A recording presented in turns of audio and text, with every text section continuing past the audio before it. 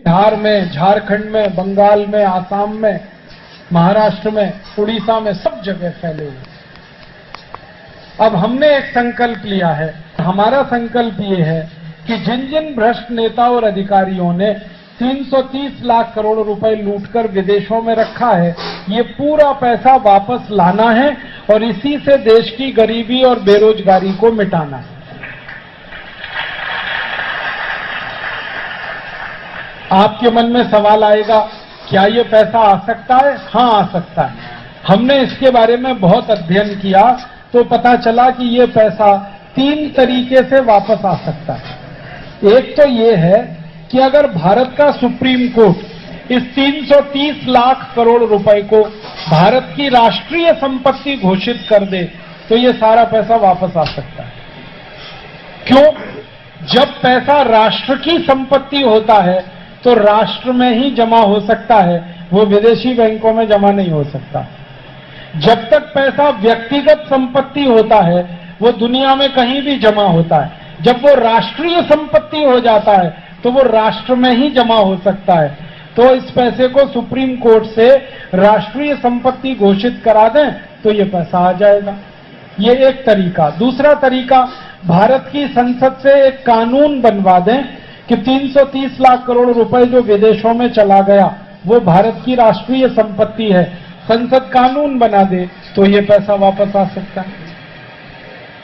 और तीसरा और आखिरी रास्ता है कि हम भारत की तरफ से संयुक्त राष्ट्र महासंघ के साथ एक संधि करें, ट्रीटी करें। तो संयुक्त राष्ट्र महासंघ ये पूरा पैसा हमें वापस दिलवा सकता है, क्योंकि संयुक्त राष्ट्र का कंट्रोल दुनिया के सभी देशों पर है और हमारा ये पैसा 70 देशों की बैंकों में है। हम संयुक्त राष्ट्र के साथ संधि कर ले, ट्रीटी अगेंस्ट करप्शन, और उस पर हम साइन करें और पार्लियामेंट से उसका एंडोर्समेंट करा दें, रेटिफिकेशन करा दें, तो संयुक्त राष्ट्र ये पूरा पैसा हमें दिलवा देगा। तो ये तीसरा रास्ता। तो रास्ते तो 3 हैं पैसा वापस लाने के। तो हमने ये कोशिश शुरू की है। पहली कोशिश ये कि सुप्रीम कोर्ट में एक मुकदमा दाखिल करवाया गया है 1 साल पहले। अभी वो मुकदमा चल रहा है और उस मुकदमे को एक मशहूर वकील राम जेठमलानी लड़ रहे हैं। और इस मुकदमे में सुप्रीम कोर्ट ने भारत सरकार को नोटिस दिया है कि जिन देशों की बैंकों में ये 330 लाख करोड़ है उनका पूरा अकाउंट सुप्रीम कोर्ट के सामने रखा जाए। तो सरकार ने अभी 70 देशों में अपने अधिकारी भेजे हैं और पैसे का पता कर रहे हैं। और सुप्रीम कोर्ट में ये बात अगर सामने आ गई तो सारा पैसा वापस लाने के लिए आसान हो जाए। तो ये कोशिश कर रहे हैं, उम्मीद है कि इसमें सफलता मिलेगी। अगर इसमें हमें सफलता ना मिले तो क्या हो सकता है? हो सकता है ये कि सुप्रीम कोर्ट में ये मुकदमा 25 साल चले, 30 साल चले, ऐसा हो सकता है, क्योंकि हमारे कई मुकदमे 25-30 साल से पेंडिंग हैं। तो ये भी हो सकता है। तब क्या करेंगे? तब हमने दूसरा रास्ता चुना है कि संसद में हम एक प्रस्ताव करवाएंगे और कानून बनवाएंगे कि 330 लाख करोड़ रुपए भारत की राष्ट्रीय संपत्ति है और ये पैसे को वापस लाएंगे। अब इस कानून को बनाने के लिए 2 सांसद चाहिए जो प्रस्ताव संसद में पेश करेंगे और बाकी सब सांसद उस पर बहस करेंगे और वोट करेंगे। जब बहस होगी इस प्रस्ताव पर तब हम देखेंगे कि कौन कौन इसका विरोध कर रहा है।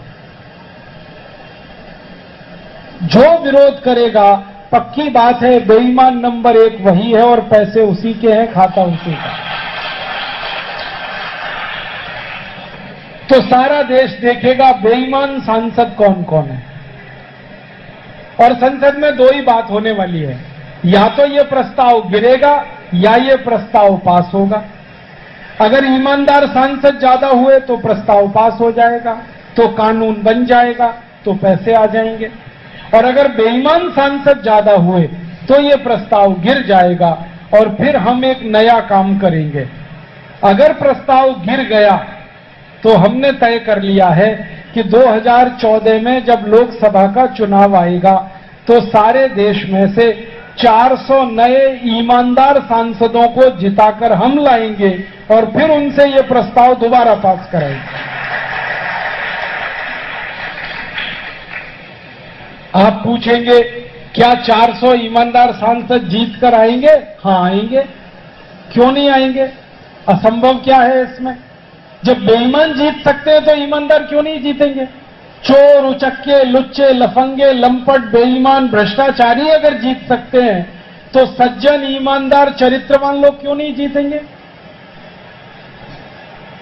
बस इतना ही है कि सज्जनों की शक्ति जब तक संगठित नहीं होती तब तक दुष्ट लोग शासन करते हैं और जिस दिन सज्जन इकट्ठे हो जाते हैं दुष्टों को भाग जाना पड़ता है। तो हम सारे देश में सज्जन शक्ति इकट्ठी करेंगे और जिता के लाएंगे। आप बोलोगे कुछ संभावना है? हाँ है। मैं आपको एक पुरानी बात याद दिलाता हूं। हमारे भारत में एक बड़े महान व्यक्ति पैदा हुए इसी बिहार की पुण्य भूमि से। उनका नाम था परम सम्माननीय जयप्रकाश नारायण। उन्होंने 1974 में भ्रष्टाचार के खिलाफ बहुत बड़ा आंदोलन किया था और उनके आंदोलन को पूरी ताकत से तत्कालीन प्रधानमंत्री श्रीमती गांधी ने दबाया था। और आंदोलन दबाने के लिए उन्होंने इमरजेंसी लगाई थी, मीसा लगाई थी, DIR लगाया था और 1 लाख आंदोलनकारियों को जेल में बंद कर दिया था। माननीय जयप्रकाश जी को 1.5 साल तक जेल में बंद रखा था, लेकिन फिर भी वो आंदोलन टूटा नहीं, झुका नहीं, रुका नहीं। वो आंदोलन बढ़ता ही गया, बढ़ता ही गया, बढ़ता ही गया। एक दिन ऐसा आया कि 1977 में श्रीमती गांधी को इस्तीफा देना पड़ा और चुनाव हुआ। तब जयप्रकाश जी पूरे देश में घूमे और उन्होंने लोगों से अपील की कि श्रीमती गांधी के अत्याचार के खिलाफ, भ्रष्टाचार के खिलाफ मुझे कुछ सांसद चाहिए। भारत के लोगों से उन्होंने अपील की तो भारत के लोगों ने 377 सांसद उनको जिता कर दिए। जयप्रकाश जी के पास ना पैसा था ना पार्टी थी, फिर भी इतने सांसद जीत कर आए। अब जयप्रकाश जी को भारत के लोग 377 सांसद जिताकर दे सकते हैं तो परम पूजनीय स्वामी रामदेव जी को क्यों नहीं मिलेंगे?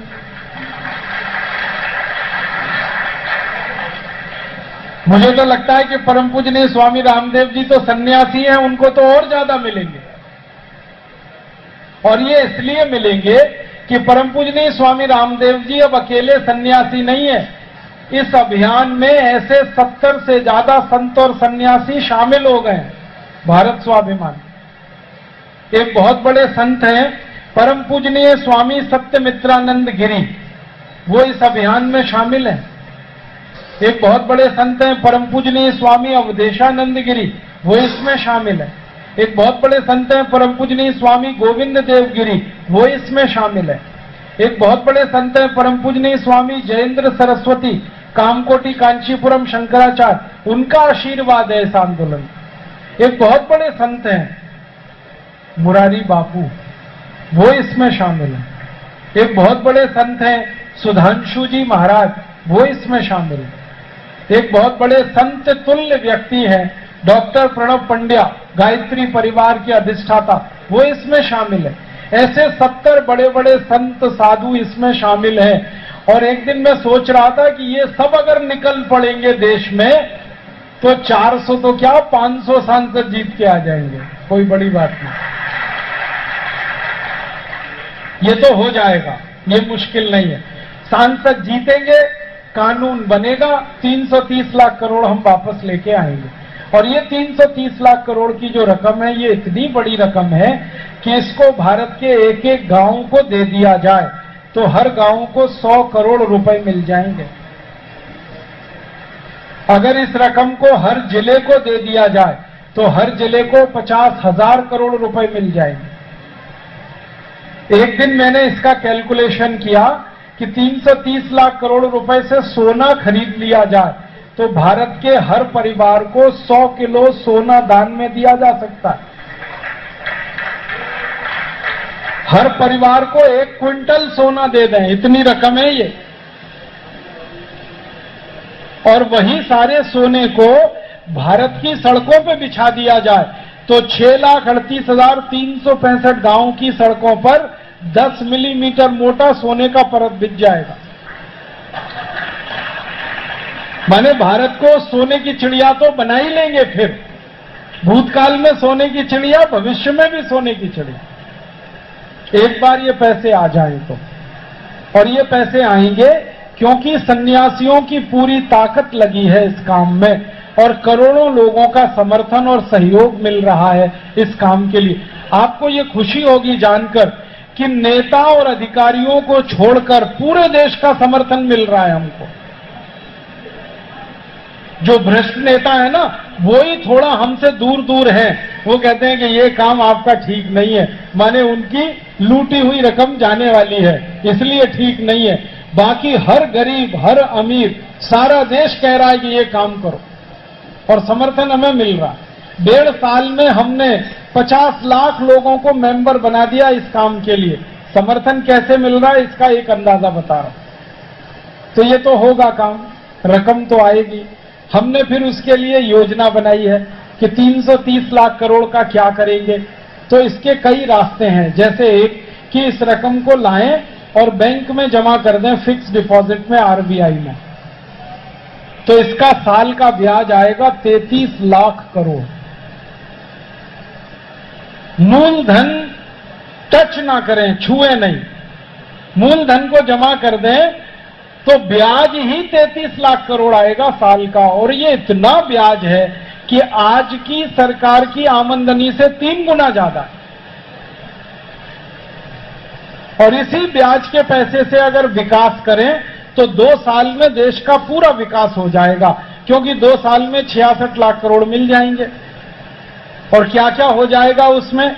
भारत के हर गांव में 100 उद्योग लग जाएंगे, हर गांव में 100 इंडस्ट्री, 100 उद्योग हर गांव में, एक नहीं, 2 नहीं, 100 उद्योग हर गांव में। इस रकम से हर गांव की सड़क पक्की हो जाएगी, हर गांव में पीने का पानी का व्यवस्था, हर गांव के खेत के पानी की व्यवस्था, हर गांव में हो आयुर्वेद का हॉस्पिटल, हर गांव में स्कूल, हर गांव में कॉलेज, हर गांव को 24 घंटे बिजली। गांव को वो सारी सुविधाएं दे सकते हैं जो दिल्ली को मिली हुई है या बंबई को मिली हुई है या मद्रास को मिली हुई। और रकम खर्च होगी मुश्किल से 60-65 लाख करोड़, इससे ज्यादा खर्च नहीं होगा। गांव का भी विकास और शहरों का भी विकास। भारत सरकार की तो योजना है कि सारे देश के गांव शहरों का एक साथ विकास करें, तो 50 लाख करोड़ चाहिए। और अपने पास तो 50 लाख करोड़ 1.5 साल में ही आ जाएगा, और वो भी मूलधन खर्च किए बिना, खाली ब्याज से। और आप सोचो 1.5 साल में विकास हो गया, तो फिर दूसरे साल से, तीसरे साल से 33 लाख करोड़ का क्या करेंगे? वो तो आने ही वाली है रकम हर साल, ब्याज तो मिलेगा ही, और विकास तो हो गया सारे देश का। 100 उद्योग हर गांव में कैसे लगने वाले हैं? भारत में 4 लाख गांव में कपास होती है, हर गांव में हम चरखा चलवाएंगे, सूत बनवाएंगे, खादी बनेगी, और उससे सारी दुनिया को हम खादी देंगे। हम खादी बनाएंगे और दुनिया को देंगे। 15 करोड़ लोगों को रोजगार मिलेगा इसमें। इसी तरह भारत के 5 लाख गांव में गाय है, बैल है, भैंस है। तो गाय, बैल, भैंस का गोबर है, इस गोबर को इकट्ठा करो तो उसमें से गैस निकलती है, और उस गैस को मीथेन कहते हैं। उसको सिलेंडर में भर लो तो गाड़ी चलती है उस गैस से। तो गाय, बैल, भैंस के गोबर से गाड़ियां चलेंगी, डीजल पेट्रोल का खर्चा बचेगा, और गाय, बैल, भैंस के गोबर से बिजली बनेगी गांव-गांव। तो बिजली बना सकते हैं, गाड़ियां चला सकते हैं, घर का खाना बना सकते हैं। और इस काम में गांव-गांव अगर गोबर गैस के प्लांट लगें और सिलेंडर भरने का काम हो, करोड़ों लोगों को इसमें कपास होती है, हर गांव में हम चरखा चलवाएंगे, सूत बनवाएंगे, खादी बनेगी, और उससे सारी दुनिया को हम खादी देंगे, हम खादी बनाएंगे और दुनिया को देंगे। 15 करोड़ लोगों को रोजगार मिलेगा इसमें। इसी तरह भारत के 5 लाख गांवों में गाय है, बैल है, भैंस है, तो गाय बैल भैंस का गोबर है। इस गोबर को इकट्ठा करो तो उसमें से गैस निकलती है और उस गैस को मीथेन कहते हैं। उसको सिलेंडर में भर लो तो गाड़ी चलती है उस गैस से। तो गाय बैल भैंस के गोबर से गाड़ियां चलेंगी, डीजल पेट्रोल का खर्चा बचेगा और गाय बैल भैंस के गोबर से बिजली बनेगी गांव-गांव। तो बिजली बना सकते हैं, गाड़ियां चला सकते हैं, घर का खाना बना सकते हैं। और इस काम में गांव-गांव अगर गोबर गैस के प्लांट लगें और सिलेंडर भरने का काम हो, करोड़ों लोगों को इसमें रोजगार मिलेगा। फिर एक काम है कि भारत के 3.5 लाख गांव में गेहूं है। गेहूं तो कोई खाता नहीं, आटा खाते हैं सब। तो सब गांव में गेहूं का आटा बनवाएंगे, चक्की चलवाएंगे। चक्की चला के आटा बनेगा, बाजार में बिकेगा 26 रुपए किलो। गेहूं बिकता है 10 रुपए किलो, आटा बिकेगा 26 रुपए किलो। ऐसे ही भारत के 3.5 लाख गांवों में आम होता है। आम का रस निकालें, मैंगो फ्रूटी और माजा के नाम पर 150-200 रुपए लीटर बिकता है। तो हम किसानों को कहेंगे कि इसको प्रोसेस करके बेचो आम को, और आम की गुठली निकलेगी, गुठली से तेल निकलता है, तेल 10,000 रुपए लीटर बिकता है, आम की गुठली का तेल। एक कहावत है ना, आम गुठलियों के दाम। इसको हम चरितार्थ करने वाले हैं। आम का तो रस बिकेगा, गुठली का तेल बिकेगा। ऐसे ही भारत में करीब 1.5 लाख गांवों में आलू होता है, 1.5-2 लाख गांवों में टमाटर होता है। आलू का चिप्स गांव-गांव बनेगा, चिप्स 480 रुपए किलो बिकता है। टमाटर की चटनी बनेगी, वो 200 रुपए किलो बिकती है। टमाटर भले 10 रुपए किलो बिके, टमाटर सॉस 200 रुपए किलो है। आलू 10 रुपए किलो बिके, चिप्स 480 रुपए किलो है। तो ऐसे उद्योग गांव-गांव लगाएंगे और इन उद्योगों में 64 करोड़ लोगों को काम मिलेगा। तो बेरोजगारी खत्म हो जाएगी और जिनकी बेकारी खत्म होगी उनकी गरीबी खत्म होगी। गरीबी बेकारी खत्म हुई तो देश में थोड़ा सुविधा बढ़ जाएगी। बाद में महंगाई खत्म करेंगे। महंगाई खत्म करने का तरीका क्या है? सारे देश के टैक्स खत्म करो, महंगाई अपने आप खत्म। तो आप बोलेंगे टैक्स से जो आमदनी होती है उसका क्या होगा? आमदनी तो हर साल 33 लाख करोड़ की ब्याज से ही आ रही है, टैक्स की जरूरत क्या? टैक्स की आमदनी 8.5 लाख करोड़ की है, ब्याज की आमदनी 33 लाख करोड़ की है। टैक्स लगाने क्यों? खत्म करो। और ये वैसे भी सारे टैक्स अंग्रेजों ने लगाए थे भारत से पैसा लूट कर ले जाने के लिए, अब क्या जरूरत है? तो टैक्स खत्म कर दो। और टैक्स खत्म होंगे तो महंगाई कितनी कम होगी, मैं 2-3 उदाहरण दूं आपको। पेट्रोल अभी मिलता है 60 रुपए लीटर, टैक्स खत्म होने के बाद मिलेगा 16 रुपए लीटर। डीजल अभी है 40 रुपए लीटर, टैक्स खत्म होने के बाद मिलेगा 7.5 रुपए लीटर। केरोसिन अभी मिलता है 20 रुपए लीटर, टैक्स खत्म होने के बाद मिलेगा 3.5 से 4 रुपए लीटर। रसोई गैस सिलेंडर आता है 370 का, टैक्स खत्म होने के बाद आएगा 55 से 60 रुपए का। नमक आता है 8 रुपए किलो, टैक्स खत्म होने के बाद आएगा 50 पैसे किलो। आप घर बनाते हैं ना, पूर्णिया में 10 लाख का बनता है, टैक्स खत्म होने के बाद वो घर बनेगा 3 लाख का। क्यों? सीमेंट सस्ता, लोहा सस्ता, ईंट सस्ती, घर सस्ता बनेगा, हर चीज सस्ती होगी। और एवरेज में बताऊं, हर चीज 70% सस्ती होगी। अगर कोई 100 रुपए की चीज आप ले रहे हो, वो 30 रुपए की हो जाएगी सीधे, टैक्स खत्म होते ही। किराया आप 100 रुपए दे रहे हो बस का, वो 30 रुपए रह जाएगा। रेल का किराया तो 22 रुपए रह जाएगा, 100 रुपए वाला। मैंने देखा कि मेरे जैसे लोग जो अमेरिका यूरोप की यात्रा करते हैं, एक बार का किराया 80-90 हजार लगता है आने जाने का, टैक्स खत्म होते ही वो किराया 15,000 रह जाएगा। और हमारी एक योजना है कि ये जो मिलावट करने वाले हैं ना, नकली तेल बेचते हैं, नकली घी बेचते हैं, नकली दवाएं बनाते हैं, नकली दूध बनाते हैं, नकली मावा, इन सबको फांसी देंगे। 3-3 महीने में सबको लटकाएंगे फांसी। लोगों की जिंदगी से जो खिलवाड़ कर रहे हैं, इनको छोड़ेंगे नहीं हम। जब तक कठोर दंड की व्यवस्था राज्य नहीं करता, तब तक भ्रष्टाचारी रुकते नहीं, बलात्कारी रुकते नहीं, मिलावटखोर रुकते नहीं। हम करेंगे इस काम और तब भारत थोड़ा ठीक होगा। और अंत में तो 2-3 काम और करने हैं कि अंदर से ठीक करना है देश को, बाहर से भी ठीक करना है। बाहर से क्या ठीक करना है? हमारे देश की इस समय 1 लाख वर्ग मील जमीन विदेशियों के पास है, 72,000 वर्ग मील जमीन चीन के पास है, 28,000 वर्ग मील पाकिस्तान के पास है। ये दोनों हमें वापस लेनी है। हमारा कैलाश मानसरोवर वापस लेना है, पाक अधिकृत कश्मीर हमें वापस लेना है। हमारी योजना ये है कि हमें जो हर साल 33 लाख करोड़ रुपए मिलेगा ब्याज का, 2 साल तो देश के लिए इस्तेमाल करेंगे, देश का विकास हो लिया, फिर बची हुई रकम को पड़ोसी देशों में बांटेंगे, कर्ज के रूप में, सहायता के रूप में, मदद के रूप में। हमारे पड़ोसी देशों को मदद करेंगे, Nepal, Bangladesh, Burma, Myanmar, Bhutan, Indonesia, Africa, Nigeria, Somalia, इन सब देशों को मदद करेंगे, पाकिस्तान को नहीं करेंगे, चीन को भी नहीं करेंगे, बाकी सबको करेंगे। तो हम 70 देशों को मदद करेंगे, वो हमारे, तब ये 70 देश हमारे दोस्त हो जाएंगे।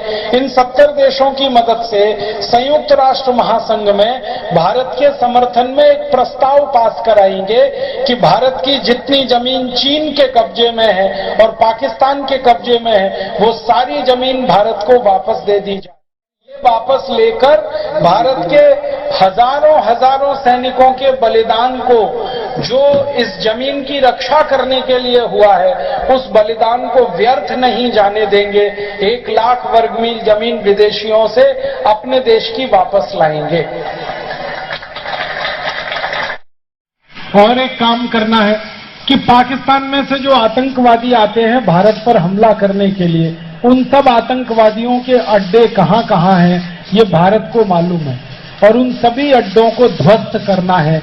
चाहे तो भारत की सेना जाएगी, नहीं तो संयुक्त राष्ट्र की सेना जाके उनको ध्वस्त करेगी। इस समय आपको मालूम है संयुक्त राष्ट्र की सेना अफगानिस्तान के आतंकवादियों को मार रही है, वही सेना फिर पाकिस्तानी आतंकवादियों को भी मारेगी। अफगानिस्तान बहुत दूर नहीं है पाकिस्तान से,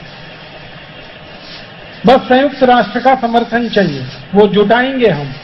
और एक बार पाकिस्तानी आतंकवादियों के अड्डे ध्वस्त हुए तो फिर उसके बाद आतंकवाद की कमर टूटेगी और भारत भी थोड़ा सुरक्षित होगा। और एक काम करना है, अंग्रेजों ने हमारे देश में से 250 साल जो भी धन लूटा, वो सारा धन ब्याज सहित वापस लाना है। अंग्रेजों ने हमारा कोहिनूर हीरा लूटा, अंग्रेजों ने हमारा सोने का सिंहासन लूटा, अंग्रेजों ने हमारे सोने के मंदिर लूटे। एक अंग्रेज आया था रॉबर्ट क्लाइव, भारत से पानी के 900 जहाज भर के सोने के सिक्के ले गया था। और रॉबर्ट क्लाइव जैसे 84 अंग्रेज थे जो लूटे इस देश को। वॉरेन हेस्टिंग्स ने लूटा, केनिंग ने लूटा, कर्जन ने लूटा, लिनलिथगो ने लूटा, लॉरेंस ने लूटा, आखिरी लुटेरा था माउंट बेटन। सब लूट लूट के ले गए। ये सारा धन वापस लाना है। और मजे की बात यह है कि अंग्रेजों ने जो कुछ यहां से लूटा उसे लंदन में सजा सजा के रखा है म्यूजियम्स में।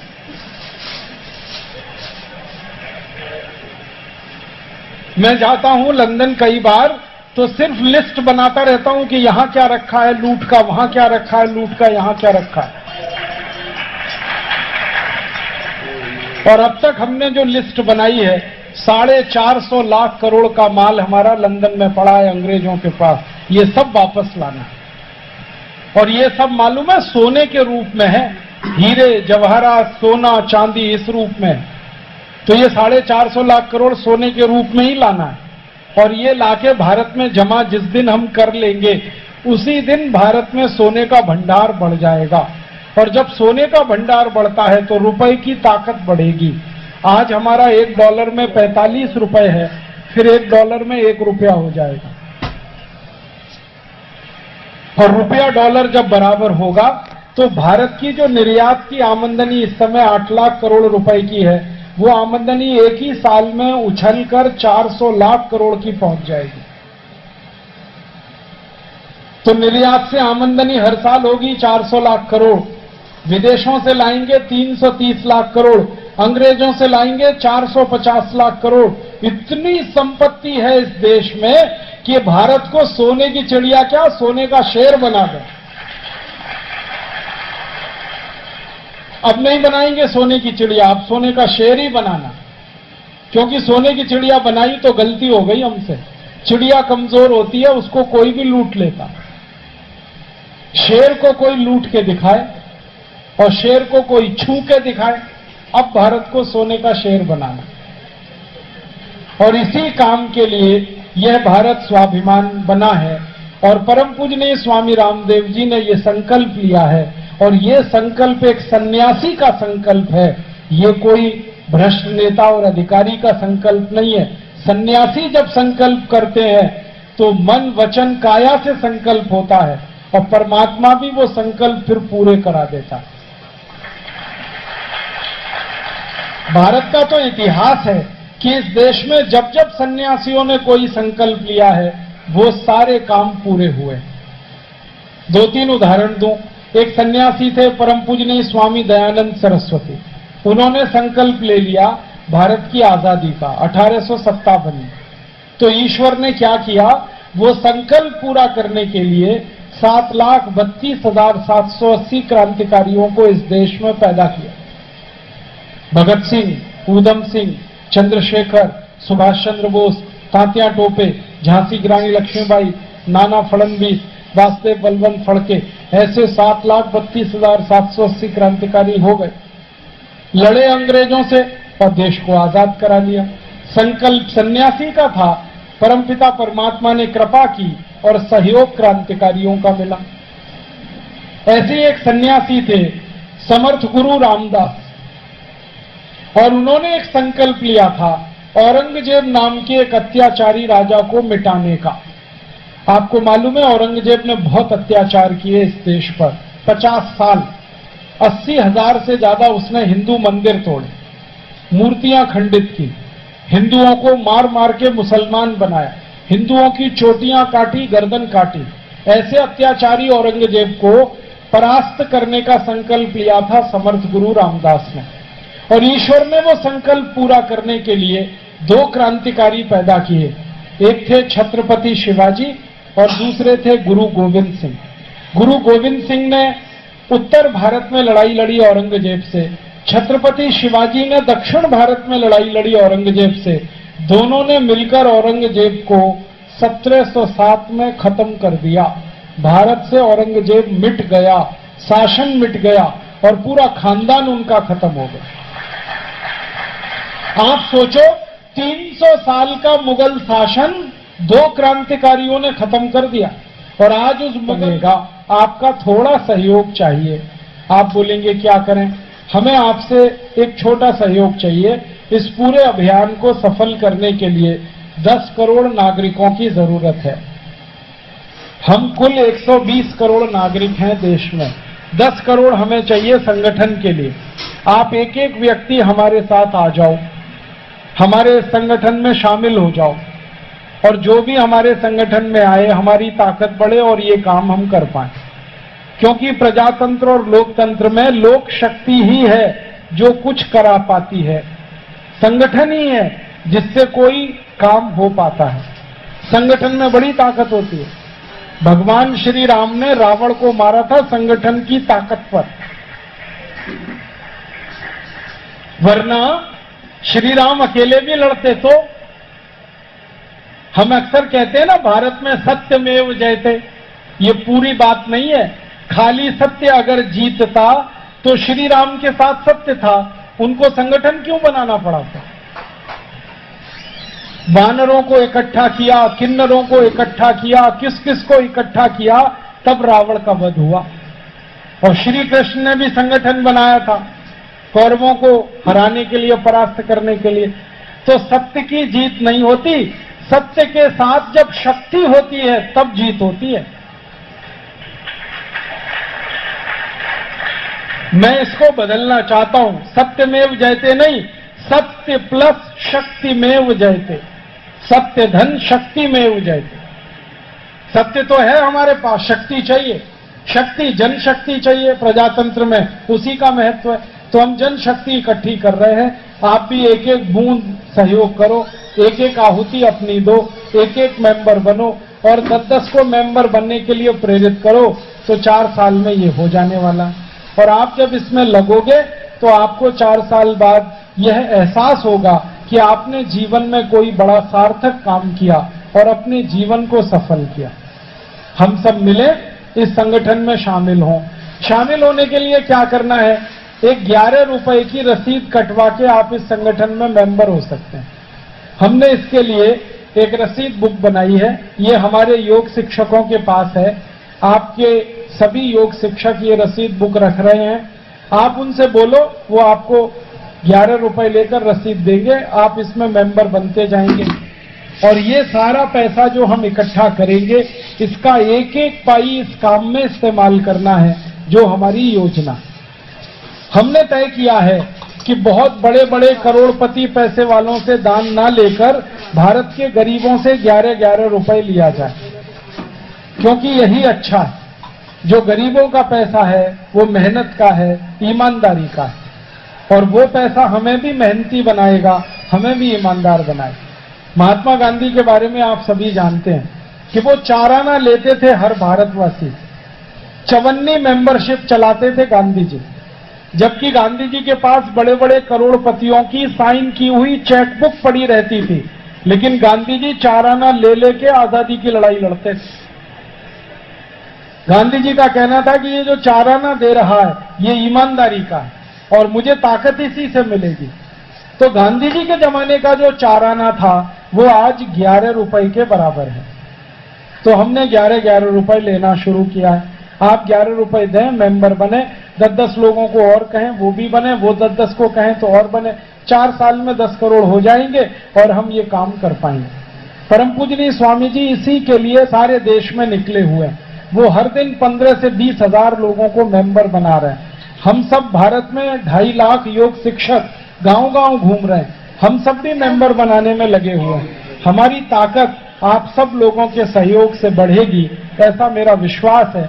तो आप सब मेंबर बने, दूसरों को बनने के लिए प्रेरित करें, और जो बातें मैंने कही आयुर्वेद की, योग प्राणायाम की, उनका जीवन में उपयोग करें और खुद को स्वस्थ बनाएं और दूसरों को भी बताएं तो वो भी स्वस्थ बने।